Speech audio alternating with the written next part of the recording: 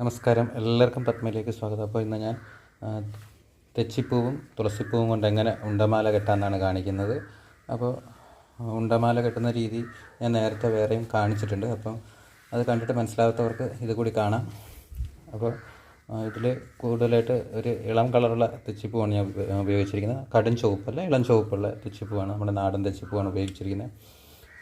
അപ്പോൾ എൻ്റെ channel subscribe ചെയ്തിട്ടില്ലാത്ത ആൾക്കാർ സബ്സ്ക്രൈബ് ചെയ്യുക, ലൈക്ക് ചെയ്യുക, ഷെയർ ചെയ്യുക, കമൻറ്റ് ചെയ്യുക, ആ ബെൽ ബട്ടൺ അമർത്തുക. അപ്പോൾ മുമ്പ് പഴയ വീഡിയോകളിലൊക്കെ ഒരുപാട് പേര് കമൻറ്റ് ചെയ്തിട്ടുണ്ടായിരുന്നു തെച്ചിപ്പൂ മാല കെട്ടുന്ന കാര്യം. അപ്പോൾ ഇനിയും ഏതെങ്കിലും രീതിയിലെ മാലകൾ കെട്ടുന്ന കാണണമെങ്കിൽ എല്ലാവരും കമൻറ്റുകളായിട്ട് പറയുക, എന്നെ ഇതിൻ്റെ അഭിപ്രായം പറയുക. അപ്പോൾ നമുക്ക് വീഡിയോയിലേക്ക് പോവാം. അപ്പോൾ മാല കെട്ടാനായിട്ട് കുറച്ച് തുളസി ഇല എടുത്തിട്ടുണ്ട്, കുറച്ച് തെച്ചിപ്പൂ എടുത്തിട്ടുണ്ട്. അപ്പോൾ നല്ല ചുമന്ന തെറ്റിയല്ല, ഒരു ഓറഞ്ചും റെഡും കലർന്ന ഒരു ചുവപ്പ്, നമ്മൾ നാടൻ തെച്ചിയാണ് എടുത്തിരിക്കുന്നത്, കൊലത്തെച്ചി എന്ന് പറയും.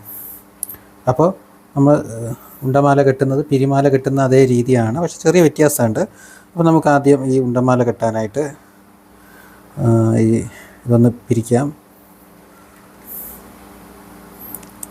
അറിയാമല്ലോ അല്ലേ. നമ്മൾ രണ്ട് നാരെടുത്ത് ഒരുപോലെ ചേർത്ത് ഈ വിരലിൽ വെച്ചിട്ട് ഇവിടെ വെച്ചാണ് നമ്മൾ പിരിക്കുന്നത്. ഇങ്ങനെ അകത്തോട്ട് കറക്കി പിരിക്കണം. അപ്പം നീളം കുറഞ്ഞ നാരായിരിക്കും നല്ലത് കേട്ടോ. എനിക്കിനി ഇടയ്ക്കിടയ്ക്ക് ജോയിൻറ്റ് ചെയ്യാൻ വയ്യാത്തതുകൊണ്ട് ഞാനിങ്ങനെ നീളമുള്ള നാരിട്ടെന്നേ ഉള്ളൂ. ഏറ്റവും ഈ തെച്ചി തുളസിയൊക്കെ കിട്ടാൻ ഏറ്റവും എളുപ്പം നമുക്കെപ്പോഴും ദർഭയായിരിക്കും. പക്ഷേ വാഴനാരാണ് ഏറ്റവും സ്ട്രോങ്. നമുക്ക് വിശ്വസിച്ച് കെട്ടാൻ പറ്റുന്ന വാഴനാരാണ്, പെട്ടെന്ന് പൊട്ടി വരത്തില്ല. തുളസി ഇട്ട് കെട്ടുമ്പോൾ ദർഭയൊക്കെ ആണെങ്കിൽ ചിലപ്പം പൊട്ടാനുള്ളൊരു സാധ്യതയുണ്ട്. ഇനി നമ്മൾ ആദ്യം കെട്ടിയിടും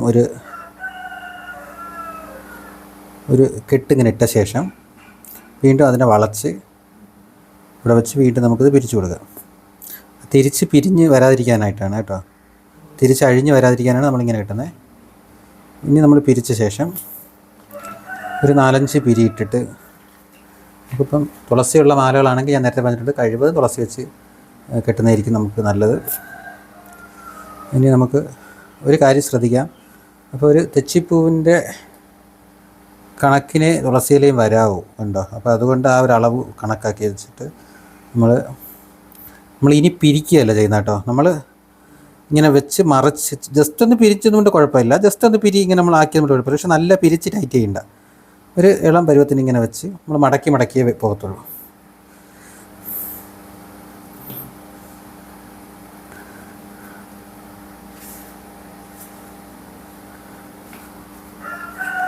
ഉണ്ടമാലയാണ് കെട്ടുന്നത്. അപ്പോൾ ഉണ്ടമാല കെട്ടുന്ന വീഡിയോ ഞാൻ നേരത്തെ ചെയ്തിട്ടുണ്ട്. അപ്പോൾ ഇതിലെന്തെങ്കിലും സംശയമുള്ള ആൾക്കാർ അതിൽ പോയി ഒന്ന് കണ്ടാൽ ആ സംശയം മാറിക്കിട്ടും.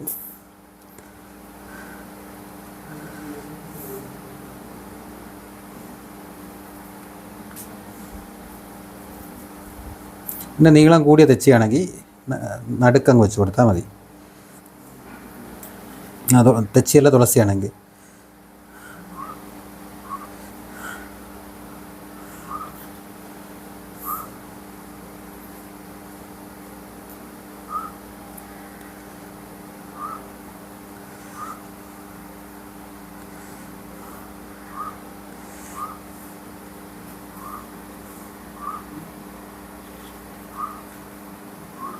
ആ രീതി മനസ്സിലായല്ലോ അല്ലേ. അതായത് വെറുതെ ഒരു ഇല തുളസിയിൽ വെച്ച ശേഷം ഇതിനെ ജസ്റ്റ് അങ്ങോട്ടൊന്ന് മടക്കണ്ട, ഈ 2 വിരലുണ്ടല്ലോ പൂവിങ്ങനെ വെച്ച ശേഷം ഇതിനെ ഇങ്ങനെ ഒന്ന് മടക്കുന്നു. ഇത്രയേ ഇവിടെ ചെയ്യുന്നുള്ളൂ ഉണ്ടോ. ഇനി ഇങ്ങനെ വെച്ച ശേഷം വീണ്ടും നമ്മളൊരു തുളസിയില എടുത്ത് വയ്ക്കുന്നു, അത് മടക്കുന്നു, അതുകൊണ്ട് അതിനെ ഇങ്ങനെ ആക്കുന്നു. പിന്നെ എപ്പോഴും ഇങ്ങനെ തന്നെ നമ്മൾ മറിച്ച് പോകണം കേട്ടോ, അല്ലെങ്കിൽ നമ്മൾ ആ ഓർഡർ തെറ്റിക്കഴിഞ്ഞാൽ പിന്നെ പാടായിരിക്കും. പിന്നെ മാത്രമല്ല അത് അഴിഞ്ഞു വരാനുള്ള സാധ്യതയും കൂടുതലാണ്. അപ്പോൾ അതുകൊണ്ട് നമ്മൾ അങ്ങനെ നാര് മറിച്ച് മാത്രം ഒരു വശത്തേക്ക് മാത്രം മറിച്ച് പോവുക. നമ്മൾ ശ്രദ്ധിക്കാതെ തിരിച്ച് മറിക്കരുത്, ഇപ്പുറത്തെ വശത്തേക്ക് നമ്മൾ നാര് മറിക്കരുത്. അത് മറിച്ച് കഴിഞ്ഞാൽ നമ്മുടെ മാല നമ്മൾ വലിച്ച് താക്കുമ്പോഴേക്കും അത് അഴിഞ്ഞു പോകും. പിരിമാല കെട്ടുമ്പോഴും നമ്മളത് ശ്രദ്ധിക്കേണ്ട ഒരു കാര്യമാണ്. അത് തിരിച്ചു മറിയാതെ നമ്മൾ നോക്കണം. തന്നെ ഒരിക്കൽ ഞാൻ ഈ ദർഭപ്പുല്ലിൽ കെട്ടിയ ഉണ്ടമാലയ്ക്ക് ഞാൻ 2 വശത്തുനിന്നും വലിച്ചിറക്കുന്നുണ്ടായിരുന്നു. അപ്പോൾ അത് കാര്യം അത് ജോയിൻ്റ് ചെയ്യാനായിട്ട് നമുക്ക് ഉള്ള ഇതിന് വേണ്ടിയിട്ട് എളുപ്പത്തിന് വേണ്ടിയിട്ടാണ് ഞാൻ അങ്ങനെ 2 വശത്തുനിന്നും വലിച്ചിറക്കിയത്.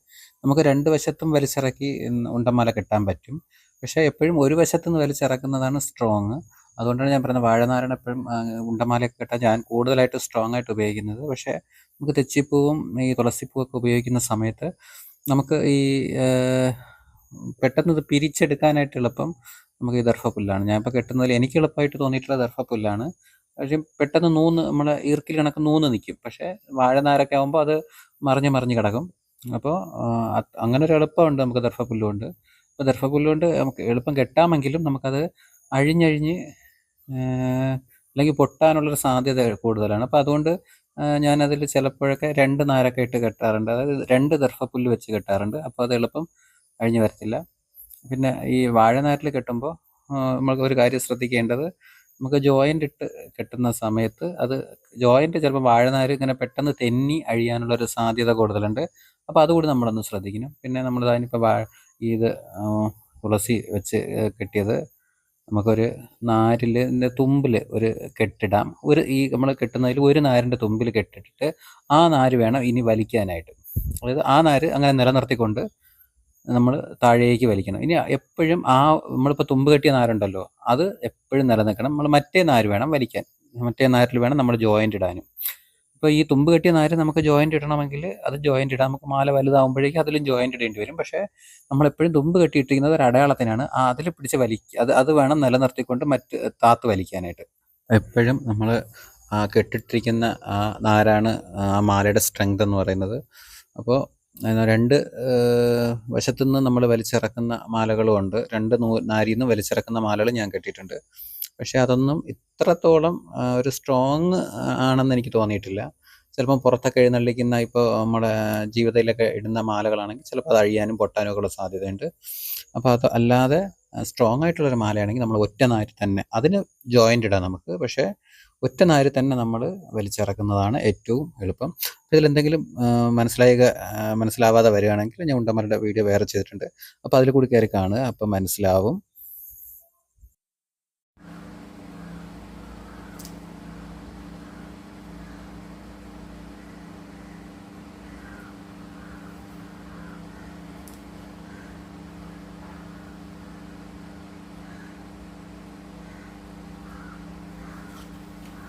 ഇപ്പോൾ 2 വശത്തും വെക്കുന്ന ആൾക്കാരുണ്ട്. ഞാനിപ്പോൾ ഇത് ഒരു വശത്തേ വെച്ചിട്ടുള്ളൂ. കാര്യം നമ്മൾ ഇറക്കുന്ന സമയത്ത് താത്തിറക്കുന്ന സമയത്ത് എന്തായാലും അത് 2 വശത്തേക്കും വരും. അപ്പോൾ നമ്മൾ 2 വശം വെച്ച് ചേർക്കേണ്ട കാര്യമില്ല എന്ന് എനിക്ക് തോന്നിയിട്ട് ഞാനിപ്പം 2 വശത്ത് വയ്ക്കാറില്ല. പിന്നെ ഇത് വെക്കുന്നതെല്ലാം ഒരേ അളവായിരിക്കണം കേട്ടോ. ഇതിങ്ങനെ ഒരേ അളവിൽ ഇതിപ്പോൾ സ്ഥലം കയറി നിൽക്കുന്നത് എല്ലാം ഒരേ അളവിൽ വേണം വയ്ക്കാൻ. അല്ലെങ്കിൽ മാല കെട്ടുമ്പോൾ തള്ളി ഉന്തിയൊക്കെ നിൽക്കും.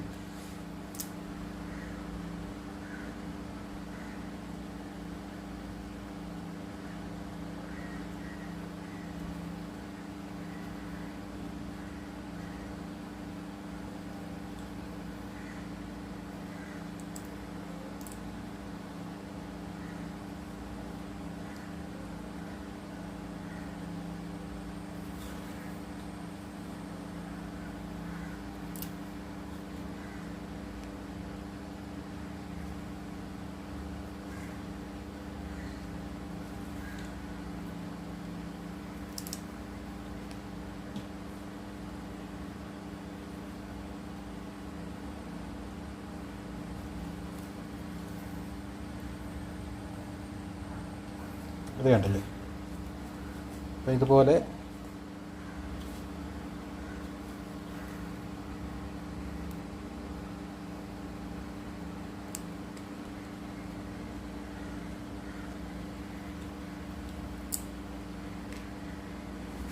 ഇപ്പോൾ കഴിവതും മൊട്ട് അവോയ്ഡ് ചെയ്ത് കെട്ടുക.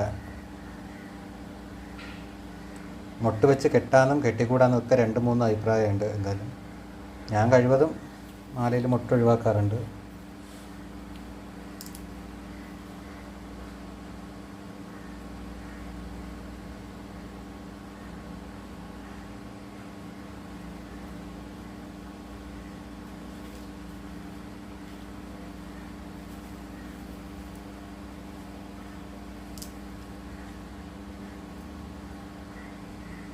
അപ്പോൾ ഇനി തെച്ചിപ്പൂ ഒന്ന് വലിച്ച് ചേർത്ത് വിടുകയാണ്. കണ്ടോ? പിന്നെ ബാക്കി കൂടി കെട്ടി കാണിക്കാം.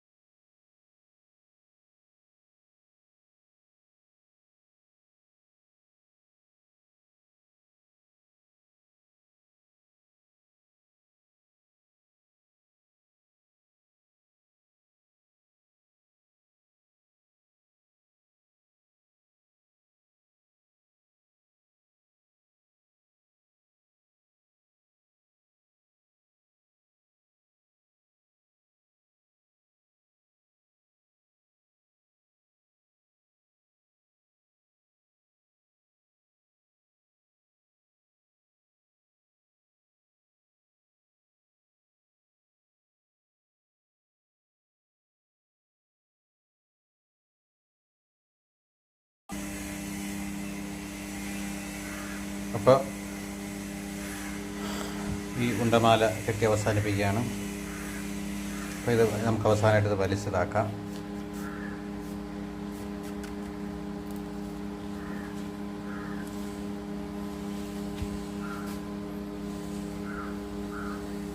ഇനി നമുക്ക് 2-3 പിരി കൂടിയിട്ട്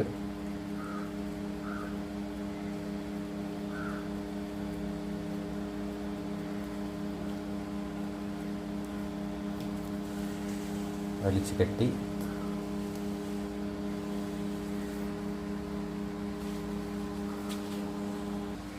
അപ്പോൾ മാല കെട്ടി പൂർത്തിയാക്കി. തുളസിയിലയും തെച്ചിപ്പൂവും കൂടി ചേർത്ത് കെട്ടിയ ഒരു മാലയാണ്.